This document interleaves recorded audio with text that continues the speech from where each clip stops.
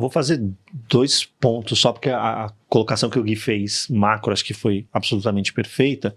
Só vou trazer 2 pontos adicionais que a gente acha que tem que colocar nessa equação. Primeiro é que a gente está vendo avançar já a questão da reforma política.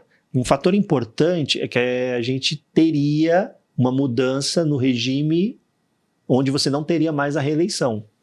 Acho que isso é um fator importante, a gente precisa disso. Mandato de 5 anos sem reeleição. Mandato de 5 anos sem reeleição, porque você pelo menos tira de quem está sentado na cadeira aquele negócio dele pilotar já a próxima eleição. Ele mal chegou e já está pilotando a próxima eleição, que é o que a gente está vivendo agora. Sim. O assunto reeleição, ele já tá, em 2024 ele já estava na mesa, o que é um absurdo, né? O Lula assumiu 23, 24, o assunto reeleição já estava na mesa. Você tem que governar, você não tem que falar de reeleição ainda, né? Então, quando você tira esse bode da sala, acho que já melhora, já dá mais condições de quem assumir. Você vai ter que ir para o sacrifício. Seu mandato vai ser um mandato de sacrifício, meio como foi Temer. Sim. Você vai ter que ir para o sacrifício. Acho que esse é um ponto importante. Aí a Malu trouxe a questão do medo, e eu acho que o Gui colocou. Acho que não é questão de ter medo, né? Se eu tô com medo de entrar num restaurante, se eu tô com medo, eu entrei no restaurante, eu tô com medo, o que eu faço? Eu saio. Eu entrei no shopping, tô com medo, o que eu faço? Eu saio. Brasil, tô com medo, então eu vou embora. Né? Eu acho que é muito mais uma questão de gente ser cauteloso, que foi o que a gente colocou no começo é uma alocação cautelosa, buscar essas assimetrias que o Gui colocou. Eu costumo dizer, eu desconheço vítimas fatais por razão cautela. Quebrou porque foi cauteloso demais na gestão da empresa. Morreu porque era cauteloso demais. Não, eu desconheço casos de vítimas fatais por cautela. Então e como é que você tem cautela na gestão de investimento? Diversificação e qualidade. Não tem muito segredo, é simples, é que as pessoas gostam de complicar. Né? Foca em ativos de qualidade, empresas boas, né? Dívidas que têm devedores de melhor qualidade. E diversifique. Não tenta acertar, esse é o cara mágico que vai fazer o meu patrimônio. Não, diversifica a sua carteira. Eu vou pegar um gancho do que você falou, Ricardo, dessa questão. Quer falar antes, Gui? Pô, eu queria, sabe por quê? Porque a gente estava falando do fiscal, e eu acho que é legal a gente trazer uma visão um pouquinho mais profunda sobre esse assunto, porque ele sempre, a gente está sempre falando, né? E a galera pensa, assim, lógico que a gente fala assim, o problema do Brasil ele é complexo. Ele é difícil de resolver, mas ele é difícil só do lado político, porque do lado matemático ele é relativamente simples. Não é nem matemática, é conta. Então. Matemática para mim é algo superior, entendeu? Entendi. É só conta. É matemática simples. Então. Exato. É matemática simples. Porque se tivesse hoje um ministro da Fazenda que chegasse e falasse o seguinte, olha, o Brasil colocasse uma meta de superávit primário de 2%. Eu vou fazer e vou chegar em 2%. Cara, o problema fiscal do Brasil estaria resolvido. Se o Brasil faz um superávit primário de 2% do PIB, está resolvido. Gui, por que você fala isso? Porque eu sei o tamanho da dívida, eu sei quanto mais ou menos o Brasil paga de juros, na média, eu sei mais ou menos quanto que o Brasil cresce. Então, para o Brasil estabilizar a dívida pública, é 2% do PIB. Detalhe, se o Brasil aprova uma regra fiscal, se ele fala o seguinte, e eu vou fazer um 2% de superávit, e ele começa a caminhar nesse sentido. Uma outra coisa ia acontecer. O juro estrutural da economia brasileira ia ceder, igual aconteceu com o Temer. Então, quando a gente aprovou a regra do teto de gastos, o juro estrutural da economia brasileira, o que é o juro estrutural? É mais ou menos aquilo que ele vai perseguir, né? A Selic ali vai perseguir. Ele caiu para algo mais perto de 4. Então, naquele momento, o superávit primário que a gente precisaria fazer para estabilizar a dívida PIB nem era de 2, era de 1 e pouco, ou seja, era mais baixo. Então, se chega alguém e fala, eu vou fazer um superávit primário de 2% do PIB, talvez eu não consiga no ano que vem, talvez eu não... Mas vou desenhar aqui um calendário, um cronograma para chegar lá. E aí eu vou estabilizar a dívida PIB. E essa pessoa consegue, no primeiro e no segundo ano, entregar uma melhora do superávit primário, todo mundo ia ver que isso é possível. As expectativas de juros iam ceder, o juro estrutural da economia brasileira ia com calma ceder. E a gente ia ver uma melhora ao que a gente viu lá atrás. E é engraçado a gente falar isso porque as pessoas pensam, hoje a situação fiscal do Brasil está muito pior, o governo está gastando muito mais do que arrecada. Mas, cara, se você for ver o primário, ele está muito semelhante ao que a gente fez nos últimos anos. Muito semelhante. O problema está no nominal, no gasto com juros. Né? Então, então é só baixar os juros. Não, o juros não está aí para controlar a dívida ou não, né? Ele está aí para controlar a inflação. E um dos grandes pontos, também uma das grandes críticas desse governo é ele ser mais leniente com a inflação. Se ele não tivesse um discurso tão leniente com a inflação, talvez os juros nem precisassem estar em 15%. A gente chamou a economista da UBS, eu esqueci o nome dela hoje, mas ela até cita a data. No dia 18 de janeiro, quando o Lula assumiu o governo, ele falou justamente o seguinte: olha, essa meta de inflação de 3% não dá, o Brasil não pode ter uma meta de inflação de 3%. Quando ele falou isso, as expectativas de inflação começaram a subir. Se a expectativa de inflação começa a subir e a meta que você dá para o Banco Central de inflação é de 3%, você jogou uma bomba no colo dele, que é qual? Você vai ter que ficar com juros mais altos. Então, o governo se colocou nessa posição de ter que ter um juro mais alto e o nominal ser o grande problema do déficit público hoje. Qual Mas, que é a de novo, vantagem de ter O quê? os juros e a inflação mais alta desse Não, jeito? não é vantagem. É desvantagem, né? Mas por que ele falou então isso? é que assim, ó, o governo ele fala o seguinte: olha, a inflação tem diferentes linhas A de vantagem pensamento. pra ele, eu tô né? falando, não pra gente. Não, eu tenho um pensamento que assim, ó, tudo bem eu ter 4, 5% de inflação, desde que o salário das pessoas, tudo cresça Entendi. acima disso. Tá, entendi. Só que hoje você está num momento já de estudo econométrico, estatística, cara, muito robusto, que prova que se você ter uma inflação consistentemente mais baixa, mais perto de 3%, pô, mas 4 para 3, tem ganhos. Tem ganhos de qualidade de vida, tem ganhos em termos de emprego, tem ganho em termos de atividade, tem ganho em termos de tudo. Sair de uma inflação de 4 para 3. Mas tem uma linha de pensamento que parece ser mais a que o governo atual encara, que não tem problema. Eu tenho uma inflação mais perto de 4, 5, não tem grandes problemas, desde que o salário das pessoas cresça acima desse patamar. O ponto é que se isso permanece por um tempo consistentemente alto, depois para você buscar, é mais difícil. Foi o que aconteceu. Tem uma inércia na inflação. Mas o ponto é o seguinte, amor. O Lula vai e olha os juros muito altos no Brasil. E esses juros estão altos para controlar a inflação. Daí ele fala, cara, a inflação pode ser mais alta. Achando que com isso a gente poderia ter juros mais baixos. Mas Só não, o que juro não. tem que subir mais ainda. Agora embuta a Entendi. expectativa de inflação mais alta lá na frente. Quando você falava, eu estava lembrando da gestão do Temer, que foi citado aqui pelo Ricardo, porque o presidente do Banco Central tem que fazer uma cartinha se explicando quando não bate a meta de inflação. E na gestão do Temer, na gestão do Ilan, na frente do Banco Central, fez a cartinha, porque ele não bateu a meta para baixo. Exato. A inflação ficou mais baixa do que a meta. Que foi uma das raríssimas vezes, talvez uma das únicas agora nessa nova fase da República, onde isso aconteceu. Mas eu queria voltar nesse ponto que o Ricardo falou do fim da reeleição, se realmente vier a acontecer. Porque eu queria saber a visão de vocês, se realmente vai ser uma coisa boa ou não. E eu explico o meu ponto. A gente fala, cara, é muito ruim esse governo que quando tá chegando no final do mandato, ele gasta pra caramba, porque é assim que funciona hoje, não interessa se é esquerda ou direita. Gasta-se muito pra tentar a reeleição. Então, você tem esse mecanismo acontecendo.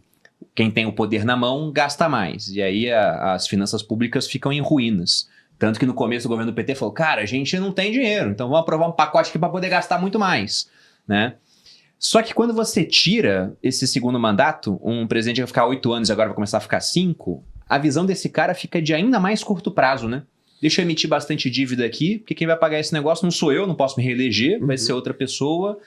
E se a gente pega, por exemplo, a China, uma das vantagens que a China tem é que o pessoal no poder lá tem uma visão de longo prazo muito grande. Há desvantagens no regime chinês, sem dúvida, mas essa é uma vantagem. A Rússia tem isso também, que é um cara que é quase um monarca, que ele pode pensar em termos de políticas de 20 anos. Porque ele vai estar lá, ele vai colher o benefício disso. Então eu queria saber na visão de vocês o que fica melhor, né? Porque a gente vai ter uma redução do prazo presidencial, então talvez esse cara fique mais imediatista e vai gastar igual para reeleger um sucessor. Ou não, realmente, com o fim da reeleição, a gente tende a acabar com esse imediatismo que a gente tem agora. Vai melhorar um pouco. O que você acha, Ricardo? Eu gostava do reeleição. modelo de reeleição, mas eu entendo que a gente fracassou com ele. E Corrompeu. Exato. E a partir do momento que você fracassa com algo, ficar do jeito que está não é solução, não é alternativa. Para mim, acho que está muito claro que o nosso modelo ele fracassou, ele falhou. Ele gerou exatamente isso, né? A gente cria máquinas de gastar, faltando 18 meses, 24 para a eleição, a torneirinha abre e é enxurrada. E depois é difícil voltar, né, cara? Exato. Então, qual é a alternativa que você tem para isso hoje? No nosso modelo de sociedade, a alternativa que foi encontrada então vamos fazer 5 anos. Então, eu entendo que a gente vai ter que dar o benefício da dúvida para esse modelo. Por quê? Porque o modelo de reeleição, para mim, ele está fracassado, ele falhou. Ele falhou por essa razão que você colocou. A turma, e se o cara começar a ligar agora antes? Pô, mas vamos lá, se ele for deixar para fazer faltando 1 ano para a eleição, vai ser no 4º ano. Não vai ser no 3º como é hoje. Pelo menos já ganhamos mais 1 ano que ele vai trabalhar 3 pelo menos, né, em prol do país. E não vai ser nem para pensar nele, vai ser para pensar num sucessor que ele queira fazer. Que também é diferente do quando o cara pensa em si. Sim. Né? Talvez a gente tenha criado até regras que permitem situações que, na minha humilde opinião, não deveria valer. Então, por exemplo, nos Estados Unidos, o Trump ele não pode pensar em 3º mandato. Sim. Aqui o Lula ganhou mais um mandato. Né? Tá no 3º e já está falando, vou brigar pelo 4º. Será que a gente poderia ter permitido isso lá atrás, independente de ser Lula, Zezinho, Luizinho, quem quer que seja? Né? Uma pessoa, 16 anos governando o país, pô, é quase, daqui a pouco vai dar, o Xi Jinping está há quanto tempo na China? Acho que deve ser uns 15, vai para 15, coisa assim. Então, tipo ele. Só não foi Complexo. seguidinho, Sim. né? Mas enfim, se ele ganha na próxima, são 16 anos. Então, eu entendo que o modelo de reeleição falhou. Se falhou, tem que trocar. O que tem aí? É o que temos para hoje. Vamos provar. Se der certo, deu. Se não der certo, a gente pensa em alternativa para frente. Eu vou só fazer a pergunta, porque eu não sei se... Já tá em pauta isso daí? Tá em pauta, não tá aprovado. Tá, porque vocês estão falando com tanta veemência. Eu falei, gente, eu perdi o quê? Eu tava amamentando e não deu? Talvez não mude, Ou eu mas tá dormi? avançando, né? Tá avançando. Entendi. Já. Aí vai cair a reeleição e vai ficar... Teoricamente, esse resto de ano, isso teria que andar para já valer nas próximas eleições, de modo que eles já consigam fazer arranjos, falando, olha, quem ganhar aqui vai ficar tanto tempo, porque o que eles querem de fato? Eles querem acabar com eleições a cada 2 anos. Faz um bololô só a cada 5 para o país poder andar, porque você fica nesse negócio, 2 anos, você troca prefeitos, vereadores, querendo ou não, Câmara para, tudo vai parando. Então a gente precisa deixar o país respirar, andar. Então faz uma eleição 5 anos, toca o país agora, 5 anos. Aí daqui a 5 anos para de novo, toca mais 5 anos, para ver se o país anda, porque a gente fica nesse esse rame-rame. Até porque na prática tinha 4 anos e a gente sempre tinha a reeleição. A primeira vez que não teve um presidente de situação reeleito foi com o Bolsonaro, mas antes na prática eram 8. A pessoa ficava 8 e só não era reeleita quando ela não podia mais. E agora a gente está se deparando com essa novidade. Primeira vez que a gente teve um caso do Bolsonaro perdendo. E tentou usar ali a máquina para tentar a reeleição. Até a gente pode citar como exemplo aquela história lá da orçamento secreto e depois aumentou ali o orçamento público. Quem entrou no lugar não destruiu. Continuou, só mudou o nome para ficar um pouco mais amigável. Emendas do relator. Virou a emenda do relator, beleza. Mas É muito mais bonito, né? é mais bonito. É mais bonito. Então, eu não tenho ainda a convicção sobre o que eu prefiro aqui nessa questão, mas é uma novidade, é algo que forçaria talvez uma alternância de poder, mas no momento onde talvez a reeleição já está desafiada. Quem está no poder mais não tem mais tanta certeza de perdurar por mais 4 anos, como nossa história disse. Né? Eu acho que se a gente pega essa época de rede social, vai ser mais difícil um político se reeleger. O Bolsonaro foi um exemplo disso. Porque o Bolsonaro, na minha opinião, o PT não ganhou a eleição, foi ele que perdeu, entendeu? Sim. Tinha uma rejeição tão grande que isso aconteceu. Mas lá fora o Biden também não conseguiu a reeleição, depois indicando a Kamala também, né? Porque ele não tinha mais condições. Na Argentina, o Alberto Fernandes não conseguiu reeleição. Então, acho que é uma tendência, porque é difícil governar na época de rede social. Tudo que você faz dá burburinho. Perfeito. O Lula sofreu um pouco com isso, né? Porque lá atrás ele chegava para discursar para metalúrgico, o discurso era um. Aí no mesmo dia ele fala com o empresário, ele mudava e ficava nos nichos, né? Não tinha informação cruzada. Hoje em dia não, os dois estão em rede social. Aí o cara vê, mas falou uma coisa aqui, falou outra que é totalmente diferente lá, como é que funciona isso? Então é mais complicado pro político navegar nos males que a gente tem agora, né? Mas eu tava até dando uma olhada, depois que esse ponto está sendo mais levantado, para ver se em países onde você não tem a reeleição, se eles tendem a ser mais responsáveis do ponto de vista fiscal. E não dá para você concluir que sim. Então, eu acho que o fiscal é uma questão além disso. Não dá para você falar assim, se a gente não tiver reeleição, o Brasil vai ser mais responsável do ponto de vista fiscal. Acho que não dá para a gente chegar nessa conclusão, mas eu concordo com o Ricardo, que se a gente emenda as duas, junta as duas eleições em uma só, com certeza você tem um tempo mais hábil ali para o Congresso, para o Senado se organizar e fazer o que tem que acontecer. De fato, não dá para você trabalhar um ano, depois para porque tem eleição, um ano e para porque não tem eleição. Aí quem está assistindo a gente vai falar, não, mas não para. Pô, para. Você não tem o avanço de matérias importantes na Câmara dos Deputados, no Senado, tudo é mais travado. Vai lá ver a presença, quantos deputados, quantos senadores estão indo, respectivamente, lá para Brasília, estão disponíveis para votação. É muito pouco, cara. Não, começa a eleição municipal, Brasília fica deserta. Fica deserta. Cada um vai para o seu nicho ali, tentar fazer a sua base de prefeitos, porque daqui a 2 anos ele vai precisar de votos para se reeleger como deputado. Então ele vai voltar lá com os prefeitos dele falando, ó, fiz minha parte aqui, agora você faz a sua aí. Sim. E o país não anda. Sabe uma outra coisa que o Arraes falou, acho que a gente não comentou só para dar uma percepção, que a galera falou o seguinte, eu vou até ressaltar aqui, não defendo, pelo amor de Deus, né, o jeito que estão sendo, as coisas, do ponto de vista fiscal, estão sendo elaboradas, até porque você não tem nenhuma proposta de corte sério, e no ano passado, quando a gente cogitava, vai vir um pacote de corte, veio outro pacote de gasto. Então, foi ótimo. Pelo amor de Deus. Mas se você for pegar hoje, vamos supor que hoje você, de maneira hipotética, tivesse um jeito de você substituir o Lula de um dia para o outro, é outra pessoa que está ali, outro ministro da Fazenda e tudo mais.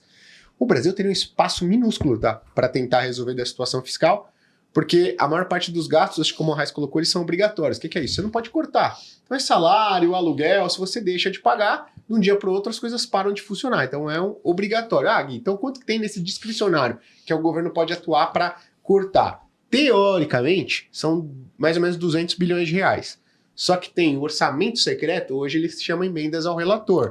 Quanto que é mais ou menos isso daí? 50 bilhões de reais. Cara, 50 bilhões de reais. Meu Deus. A gente deixa no orçamento federal,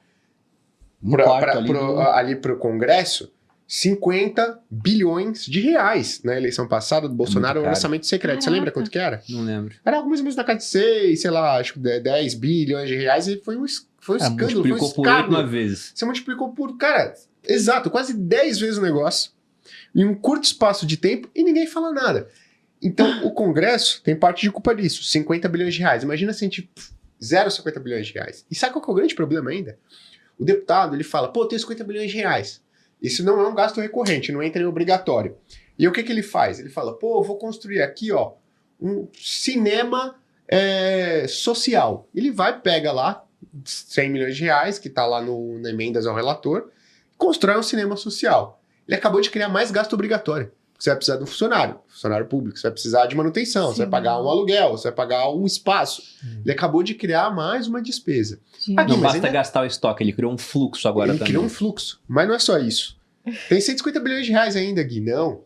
Mas pela Constituição, tem um mínimo que você tem que gastar em saúde e educação, que não está nesse gasto obrigatório.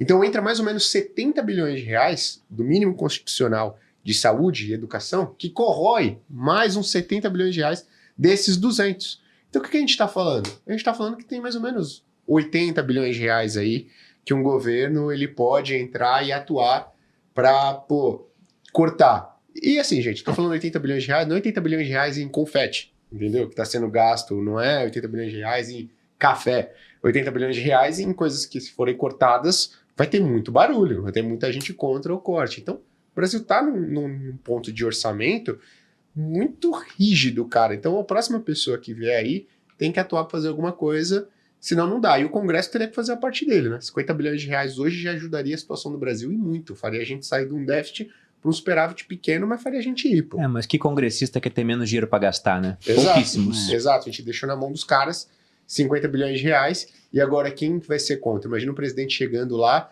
primeira coisa que ele vai falar vamos acabar aqui, com emendas ao relator. Que espaço, que apoio que ele vai ter do Congresso que ele acabou de assumir.